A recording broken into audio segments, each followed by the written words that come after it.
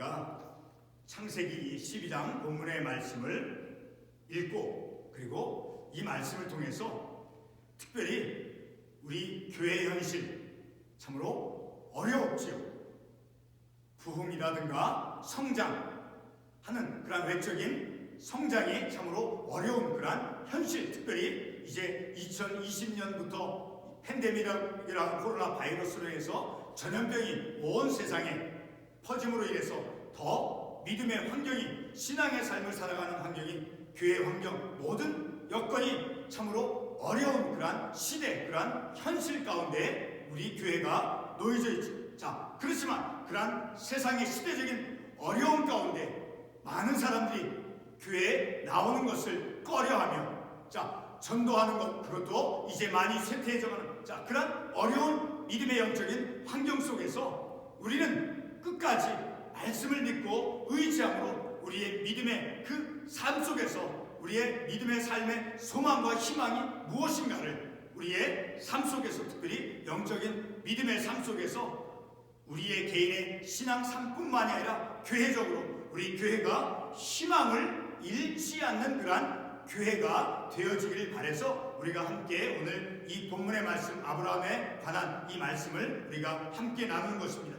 아무튼 우리 교회가 말씀을 통해서 말씀 안에서 희망을 찾아가는, 그래서 희망을 아무리 어려운 시대와 현실 가운데 우리의 교회 현실이 놓여있다 할지라도 희망을 잃지 않는 그러한 교회가 되어져야 됨을 우리가 말씀을 통해서 다시 한번 확인해보고 그러한 확신에 찬 믿음을 가지고 우리의 믿음의 삶을, 승리의 믿음의 삶으로 나아가는 그런 2022년, 이제 벌써 2월달이 되었죠. 자, 그래서 오늘 우리의 어떤 외적인 모습이 좀 연약해 보이고 부족하고 또 시대적으로 어려움 가운데 있다 할지라도 가정은 물론 우리 교회가 말씀을 안에서, 말씀을 통해서 발견한 그 희망을 잃지 않는 그러한 교회가 되어지도록 하겠습니다. 특별히 오늘 이 저녁 우리가 이 말씀을, 본문의 말씀을 함께 나누는 것입니다. 오늘 우리가 이 본문의 말씀을 통해서 믿음으로, 자, 끝없이 우리의 영적인 그런 희망을 가지고 아까도 말씀을 드렸지만 어려운 영적 믿음의 환경을 우리가 이겨내며 극복하고자 하는 그러한 믿음을 가지고, 그러한 목적을 가지고 우리가 이 말씀을 나누는 것입니다. 좀 더 구체적으로 영적인 희망이 무엇입니까? 제가 영적인 희망을 가지고 우리 교회가 나아가야 된다라고 했을 때 영적인 그러한 희망이 무엇입니까? 바로 오늘 우리가 읽은 본문의 말씀에서 특별히 세 가지의 희망을 우리가 찾아볼 수 있습니다. 그것은 바로 2절 말씀에 보게 되면 하반부에 내가 너로 큰 민족을 이루고 내게 복을 주어 내 이름을 창대케 하리니, 하나님께서 아브라함을 본토 친척 그 고향을 떠나가게 하시고 그리고 하나님께서 지시하시는 땅으로 가라고 아브라함을 부르시고 이제 아브라함에게 뭐라고 말씀하시는가, 어떤 약속을 주시는가, 바로 첫 번째에서 2절 하반부에서 내 이름을 창대케 하리니, 그 아브라함의 이름을 창대케 해주신다라고 하는 그 말씀을 통해서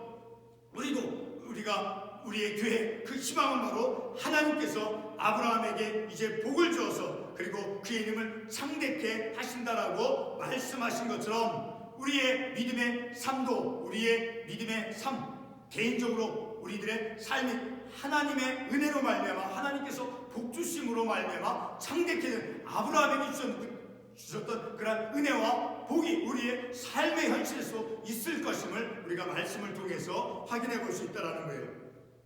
자, 이렇게 첫 번째로 우리가 2절 하반부에서 하나님께서 아브라함에게 복을 주셔서 그래서 그의 이름을 창대케 해주시겠다라고 말씀하셨죠. 근데 그 창대케 하신다라고 하는 그 말씀의 의미는 같은 창세기 13장 16절 말씀을 통해서 우리가 바르게 이해해 볼 수 있죠. 자, 창세기 13장 16절의 말씀을 보게 되면 내가 내 자손이 땅에 티끌 같게 하리니 사람이 땅에 티끌을 능히 셀 수 있을 때 내 자손도 세리라. 이렇게 자손이 이제 증식되고 자손이 번성하는 그런 복을 하나님께서 아브라함에게 주시겠다라고 약속해 주었죠. 바로 그리고 또 참고 관련 말씀 시편 72편 17절 한 구절 말씀을 우리가 한번 더 찾아가 보겠습니다. 시편 72편 17절의 말씀, 시편 72편 17절의 말씀을 한번 보겠습니다.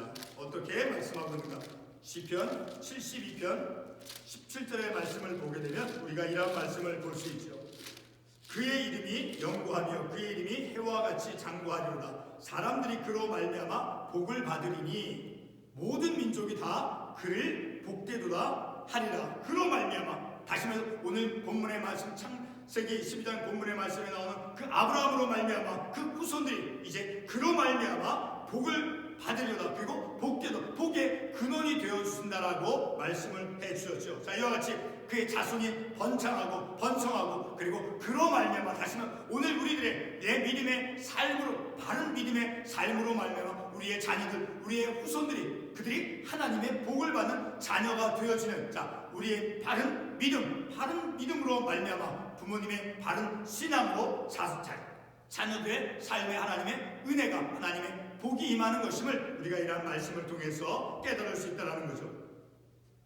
자, 두 번째로 우리가 희망을 찾아갈 수 있는 것은 바로 본문 4절 말씀에서 보게 되면, 자, 본문 4절 말씀에 이 아브라함이 여호와의 말씀을 따라갔고 롯도 그와 함께 갔으며, 아브라함이 하란을 떠날 때 75세였더라. 그 아브라함이 하나님의 부르심을 받고 이제 하나님께서 가라라고 하는 그 약속의 땅을 향해서 가는 그 시점에 아브라함의 그 육신적인 나이가 75세였다라는 거예요. 자, 그 75세라고 하는 그 나이는 적지 않은 나이죠. 자, 아브라함이 75세였음에도 불구하고 하나님께서 그의 신체적인 조건을 보지 않고 부르셨음을 우리가 이 말씀을 통해서 알 수 있게 되어지죠. 자, 우리가 지지난주의 말씀을, 우리가 여호수아의 말씀을, 주일날 말씀을 통해서 살펴보았듯이 여호수아 14장에 나오는 갈렙이 있죠. 자, 그는 40세 때 이제 모세의 부르심을 받고 가나안 땅을 정탐하게 되는 그런 사명을 받았죠. 자, 그래서 그 가나안 땅에 가서 정탐을 해서 이제 하나님의 약속의 그 말씀을 갈렙은 믿고, 그리고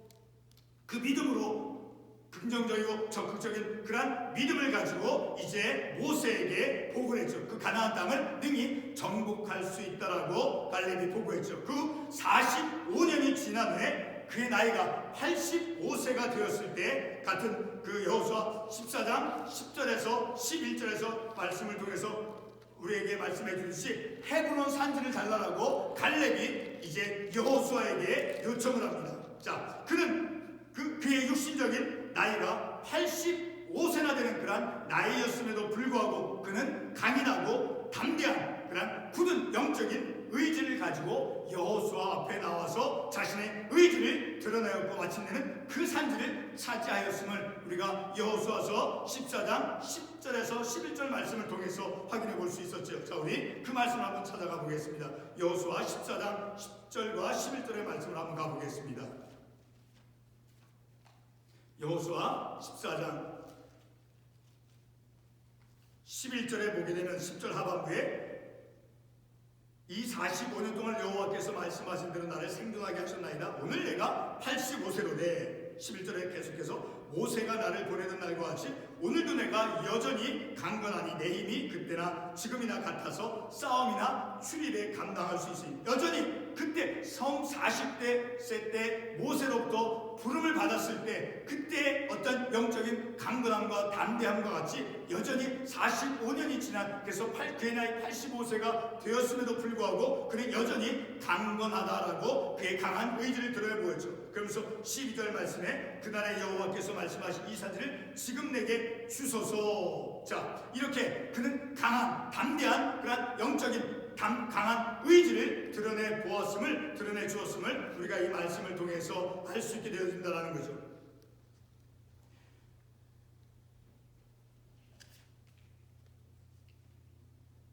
자, 이렇게 이 갈렙의 나이가 85세나 된 그런 육신적인 나이가 적지 않은 노년기의 그런 나이에 들었음에도 불구하고 그는 이제 여호수아에게 담대하게 강한 영적인 의지를 가지고 헤브론 산지를 달라라고, 그리고 마침내 그가 그 산지를 정복했음을 우리가 여호수아 말씀을 통해서 알 수 있다는 거죠. 자, 그렇게 그러한 강한 믿음의 영적인 의지가 85세였음에도 불구하고 그에게 여전히 있었음을 우리가 말씀을 통해서 알 수 있게 되어진다는 거죠. 아브라함으로부터, 그리고 방금 우리가 여호수아 참고 관련 구절 본 말씀에서 여호수아 그 아브라함과 그리고 참고 관련 구절에서 그 여호수아에서 본 그 갈렙 그 두 사람으로부터 우리가 무엇을 발견할 수 있습니까? 그것은 바로 하나님의 선택하심과 그리고 하나님께서 그들을 사용하심에 있어서 그리고 그들의 삶에 하나님께서 복을 주시는 것에 있어서는 결코 육신적인 조건에 있지 않다라는 것을 우리가 아브라함과 그리고 갈렙 두 사람의 경우를 통해서 볼 수 있다라는 거죠. 자, 우리가 사는 이 땅에 대통령도 당선될 때 그의 나이가 75세가 넘은 그런 사람이었죠. 자, 세 번째로 우리가 희망을 찾을 수 있는 것은 본문 7절의 말씀을 통해서 볼 수 있죠. 자, 본문 7절의 말씀을 보게 되면 여호와께서 아브라함에게 나타나 이르시되 내가 이 땅을 내 자손에게 주리라 하신지라. 자, 하나님께서 아브라함에게 이 땅을, 그 가나안 땅을 약속의 땅으로 주시겠다라고 아브라함에게 약속의 말씀을 주었죠. 비록 아브라함이 생존 시에, 특별히 사도행전 7장 5절의 말씀에 의하면 이제 아브라함이 생존 시에 그 이 세상에서의 땅을 그가 받지는 않았을지라도 아브라함의 그 후손에게 약속의 땅을 주시라고 하나님께서 말씀해 주었죠. 우리 사도행전 7장 5절의 말씀을 한번 찾아가 보겠습니다. 사도행전 7장 5절의 말씀.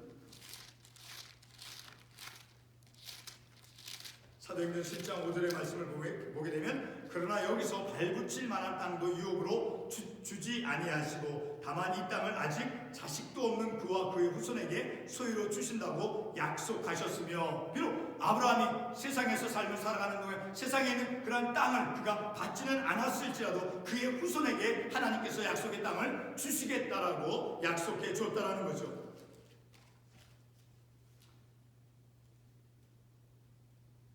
아브라함에게 주신 그런 하나님의 그 약속, 그 약속의 특징, 다시 본문의 말씀으로 돌아와서 아브라함의 자손 곧 그의 후손을 위한 약속이 주어졌고, 그리고 그 약속이 하나님께서 아브라함에게 주신 그 약속이 성취되었다고 하는 것이죠. 자, 오늘 우리의 세대에도 아브라함과 같이 우리의 세대보다도 우리의 자손의 세대를 위한 그런 하나님의 큰 축복이 반드시 있을 것임을 말씀을 통해서 우리도 자신하고 확신해 볼 수 있다는 거죠. 본문의 말씀을 통해서 발견해 볼 수 있는 것은 바로 우리 당대 내 세대만이 아니라 우리의 자녀 후손들의 삶 속에서도 하나님께서 그 약속의 말씀, 그 약속이 성취되고 실현되어질 수 있음을 우리가 말씀을 통해서 확인해 볼 수 있다는 거죠. 다시 말씀을 정리하면 아브라함에게 주어진 그런 하나님의 약속과 그리고 아브라함의 그 부르심, 하나님께서 아브라함에게 주신 그 약속, 그리고 하나님께서 아브라함을 부르신 그 부르심을 통해서 오늘 우리가 영적인 이스라엘 백성으로서 이와 같은 희망을 가질 수 있다는 거예요.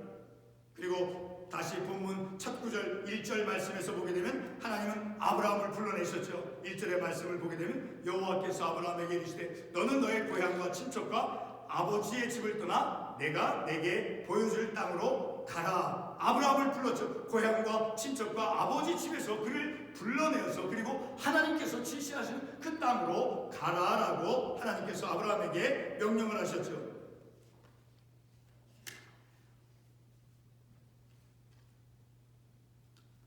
바로 1절 하반부에 내가 내게 보여줄 땅으로 가라, 그 말씀은 바로 아브라함으로 하여금 오직 하나님의 도우심만 의지하도록 하시는 그런 말씀임을 우리가 말씀을 통해서 알 수 있게 되었습니다.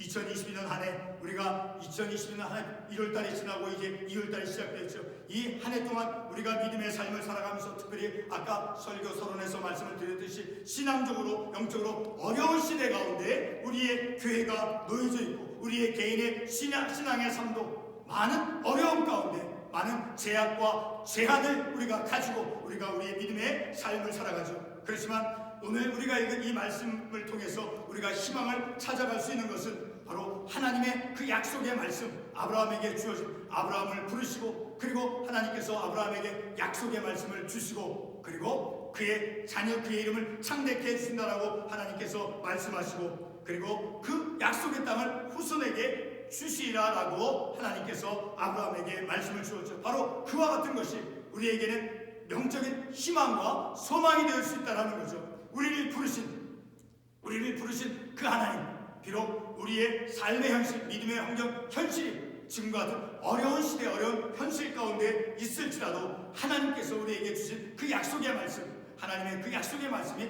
반드시 실현되어짐을 우리는 말씀을 통해서 깨닫고, 그래서 더욱 말씀을 굳게 의지하고 그 말씀을 붙잡고 이 어려운 시대 가운데이지만 굳세게 마치 아브라함을 불러서 아브라함으로 하여금 내가 내게 보여줄 땅으로 가라.